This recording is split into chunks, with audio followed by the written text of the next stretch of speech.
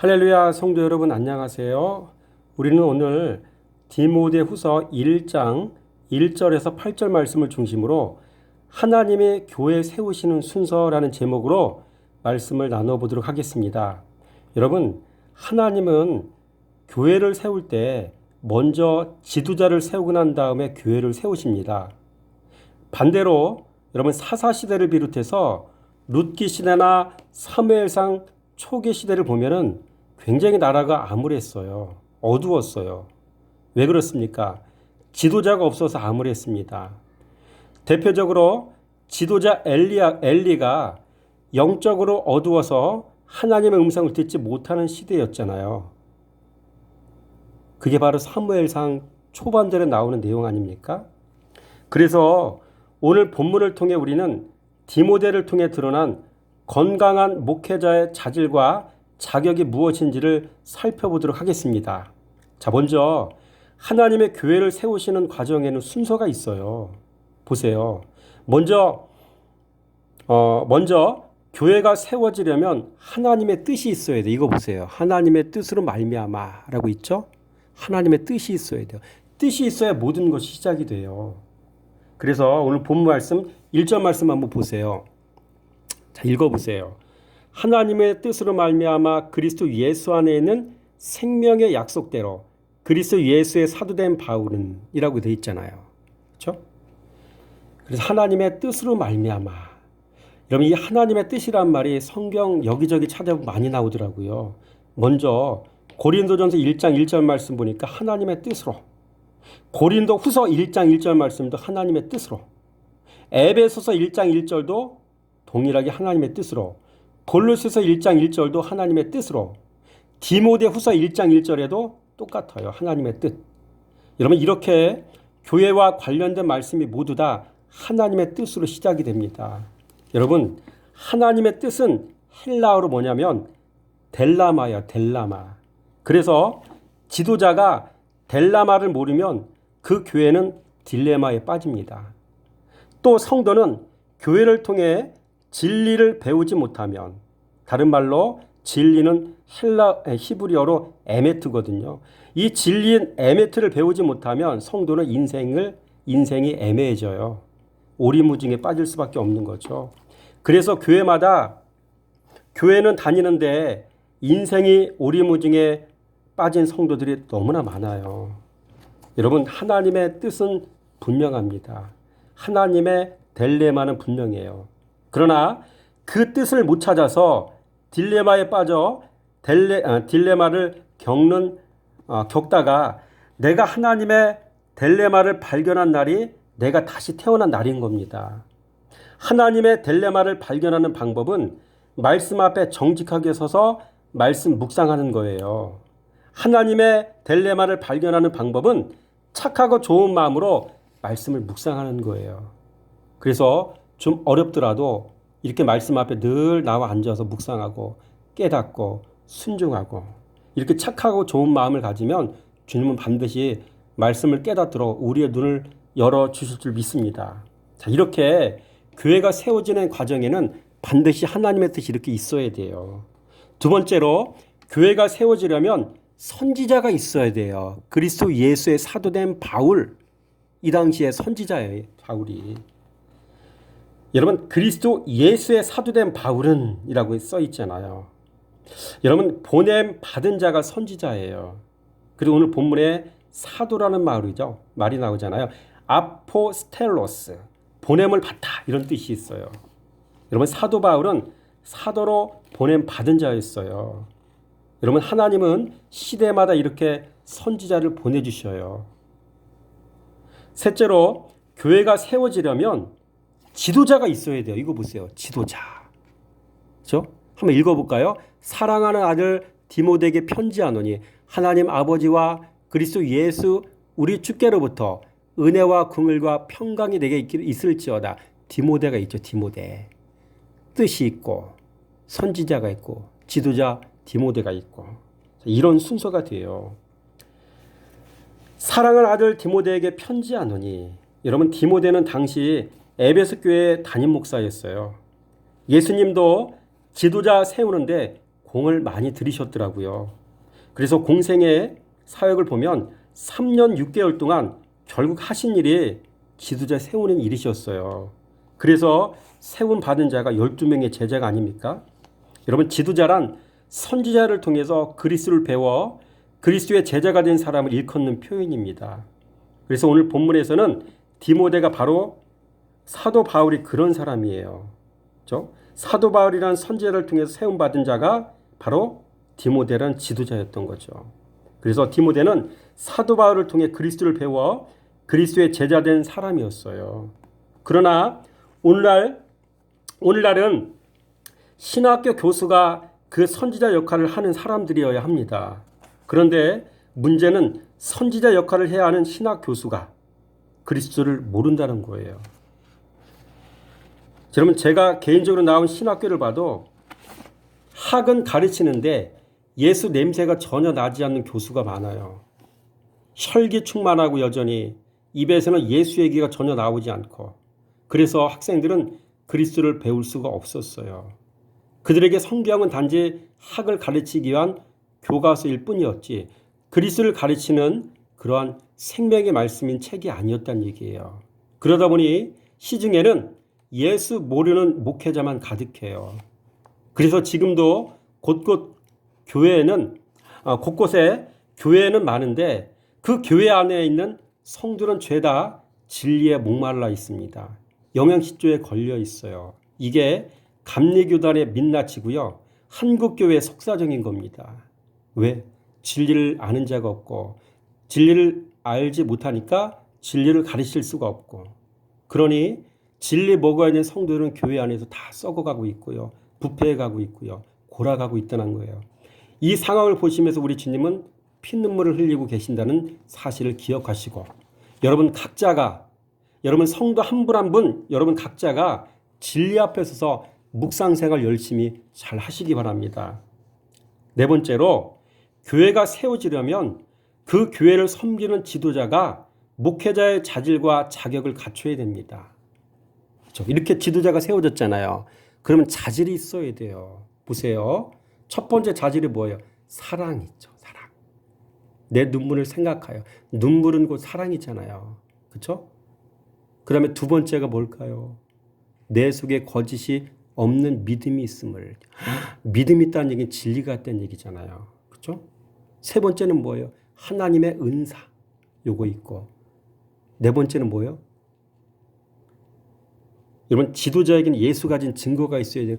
능력과 사랑과 절제. 이게 증거예요. 지도자는 증거.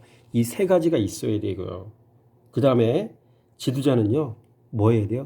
고난도 받을 수 있다는 얘기는 뭐냐면 죽음까지도 각오해야 된다는 얘기예요. 그렇죠? 이 다섯 가지의 것들이 뭐냐면 결국 목회자가 가져야 될 자질과 자격이라는 사실을 저는 오늘 하루 묵상하면서 깨닫게 되었습니다. 여러분, 첫 번째로 교회 지도자에게는 성도를 향한 그리스도의 뜨거운 사랑이 이렇게 있어야 돼요. 내 눈물을 생각하여 라고 했잖아요. 여러분, 디모데에게는 성도를 위해 흘리는 눈물이 있었어요. 교회 지도자는 이렇게 뜨거운 사랑의 눈물을 흘릴 수 있는 그런 모습을 갖추고 있어야 된다는 얘기죠. 그렇죠? 두 번째로, 교회 지도자에게는 진리가 있어야 되는 거잖아요. 거짓이 없는 믿음이 있음을 생각합니다. 거짓이 없는 믿음은 뭐예요? 진리를 얘기하죠. 에메트, 진리. 그렇죠? 여러분, 디모데는 거짓 없는 믿음이 있는 사람이었어요. 지도자가 하나님의 뜻을 모르면 교회는 딜레마에 빠지게 됩니다. 또 성도는 에메트라고 하는 진리가 없으면 인생이 아주 애매해지죠. 오리무중에 빠지죠. 이 믿음은 하늘에서 뚝 떨어진 게 아닙니다.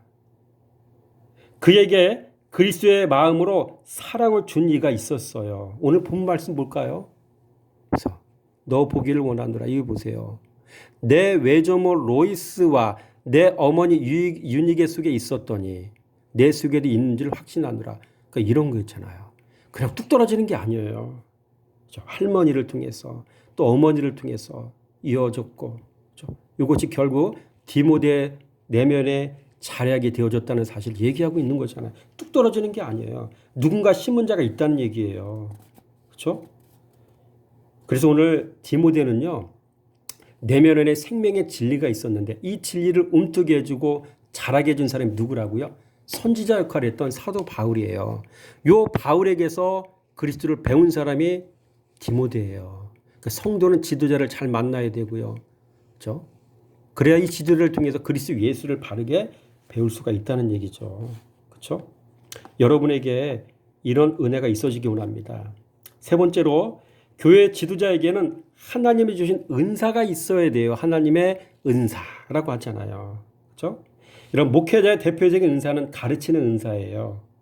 에베소 교회를 섬기는 목사로서 디모데에게는 성도 가르칠 수 있는 은사가 있었다는 얘기예요. 더 나아가서 에베소 교회 지도자 디모데에게는 세 가지 은사가 더 있었어요. 볼까요? 4절에 보니까 뭐예요? 4절에 어디 있을까요? 사랑의 눈물. 내 눈물, 사랑의 눈물이 있었죠. 5절에 보니까 또 뭐가 있을까요? 거짓 없는 믿음이 있었고요. 또 8절 말씀 보니까 뭐예요? 이게 고난 중에서 참고 견디는 인내함이 있었다. 고난은 인내잖아요. 자, 이런 것들. 그렇죠. 그러니까 이런 지도자의 모습이 갖춰져야 된다는 얘기고요. 다른 말로 성도는 지도를 통해 이걸 배워야 된다는 얘기예요. 여러분 스스로가 진리신 말씀 앞에 목을 매며 묵상 생활할 때 여러분 안에는 여러분 사랑의 눈물이 회복되어야 되고요. 거짓 없는 믿음이 생겨나야 되고요. 그리고 고난 중에서도 참고 견디는 인내하는 믿음 또한 생겨야 된다는 이야기예요. 여러분의 내면에 이런 은혜가 있어지길 원합니다. 또 네 번째, 교회 지도자에게는 예수 가진 증거 세 가지가 있어야 돼요. 우리 한번 읽어볼까요? 7절 말씀에 하나님이 우리에게 주신 것은 두려워하는 마음이 아니요 오직 능력과 사랑과 절제하는 마음이니 첫째 능력, 사랑, 절제하는 마음까지 이렇게 이 세 가지 증거가 있어야 돼요. 여러분 디모데에게는 하나님이 주신 능력과 사랑과 절제하는 마음이 이렇게 있었다는 얘기예요. 여러분 능력은 무엇을 의미합니까? 이런 능력. 이 능력은요. 이 능력에 나타난다는 것은 곧 하나님의 권세가 있는 사람이란 뜻이에요. 말씀 사랑하고 말씀 순종하는 사람에게는요. 평신도도 마찬가지 이 하나님의 능력이 주어져요. 말에 권세가 있고요. 기도할 때 그 기도를 주님께서 들어 응답하신다고요. 여러분 이 은혜를 가지시기 바랍니다. 두 번째 또 사랑이 있잖아요. 사랑. 그리스도를 가진 대표적인 증거가 곧 사랑이거든요. 예수는 많이 얘기하는데 내면에 사랑이 없다. 그건 사상 누각이에요. 예수 없는 거예요. 핵심이 빠진 거예요. 또한 절제하는 마음이라고 했잖아요. 여러분 절제는 곧 마음 지킴이에요. 성내지 아니하고 부하내동하지 아니하고 큰 소리 내지 아니하고 다 마음 지킴에서 나오는 거거든요. 지도자에게 이런 모습이 있어야 되고요. 지도자를 통해서 그리스도 예수를 바르게 배운 여러분 같은 성도의 삶 속에도 이런 절제하는 마음 지킴의 모습이 있어져야 될 줄 믿습니다. 여러분 또 다섯 번째로 교회 지도자에게는 그리스도와 함께 죽을 수 있어야 돼요. 교회의 지도자는 그리스도와 함께 죽을 수 있어야 됩니다. 그러므로 너는 내가 우리 주를 증언함과 또는 주를 위하여 갇힌 자 된 나를 부끄러워하지 아니하고 오직 하나님의 능력을 따라 복음과 함께 고난을 받으리라. 아멘. 고난 얘기하면은 목소리가 작아지잖아요. 그거 받기 싫어하잖아요. 당연히 따라요, 이게. 여러분, 디모데는 주를 위하여 하나님의 능력을 따라 복음과 함께 고난에 동참하는 지도자였어요. 그리스도와 함께 죽을 수 있다는 말은 그리스도와 함께 고난도 받는다는 말이에요. 또 그리스도와 함께 고난을 받겠다는 말은 그리스도와 함께 인내도 하겠다는 말입니다. 여러분 야고보서 1장 3절 말씀 보니까 이는 너희 믿음의 시련이 인내를 만들어내는 줄을 너희가 알미라. 로마서 5장 4절 말씀 보니까 인내는 연단은 소망을 이루는 줄 알미로다. 빌립보서 4장 14절 말씀 보니까 그러나 너희가 내 괴로움에 함께 참여하였으니 잘하였도다 라고 기록하고 있어요. 여러분 예수님이 밟으셨던 사역의 여정 속에는 고난이 있으셨어요. 예수 그리스도에게 배운 사도 바울의 사역의 여정 속에도 똑같이 고난이 있었어요. 이거 보세요. 이 고난은 사도 바울이 받은 고난이고 디모데에게 똑같이 올 수 있는 고난이라고 얘기하고 있고요. 디모데는 이 고난을 또 감내할 수가 있었단 말이에요. 여러분 디모데 사역의 여정 속에도 가만히 들어온 유대인과 또 다른 교훈을 가르치는 거짓 교사들로 인해서 당하는 많은 고난이 있었어요. 여러분 이런 패턴을 이해한다면 성도 자신도 신앙의 여정 속에서 찾아오는 고난은 지극히 당연한 것임을 알아야 돼요. 그리스도 때문에 찾아오는 고난은 지극히 당연한 것임을 분명히 알아야 됩니다. 그리고 여러분의 삶 속에 고난이 찾아왔다는 것은 여러분이 신앙생활을 제대로 하고 있다는 증거라는 사실을 믿으시기 바랍니다. 마지막입니다. 여러분 이 모든 것을 종합하여 만들어진 지도자의 인격은 무엇이겠습니까? 다른 말로 지도자의 영적 소양은 무엇이겠습니까? 2절 말씀 한번 읽어보세요. 사랑하는 아들 디모데에게 편지하노니 하나님 아버지와 그리스도 예수 우리 주께로부터 은혜와 긍휼과 평강이 내게 있을지어다. 뭐가? 우리 주께로부터 은혜가 있고 긍휼과 있고 평강이 있기를 원한다고 얘기했잖아요. 여러분 내면의 성품이 늘 은혜로워야 된다는 얘기예요. 이 모든 과정을 통해 지도자는 내면의 성품의 은혜가 가득해야 된다는 얘기예요. 예수님처럼 인자해야 된다는 얘기죠. 또 긍휼 볼까요? 영혼들을 향해 늘 긍휼한 마음이 있어야 돼요. 이 마음이 예수 그리스도의 마음이기 때문에 그런 거예요. 평강. 지도자의 심령 상태는 늘 평안해야 돼요. 그래야 그 평안을 성도에게도 나눠줄 수 있다는 얘기죠. 여러분 지도자가 신앙의 모든 여정을 통해 이런 모습을 갖추어야 된다는 얘기는 바로 그 지도자 밑에서 성도가 신앙생활할 때 이런 모습 갖춰야 된다는 얘기예요.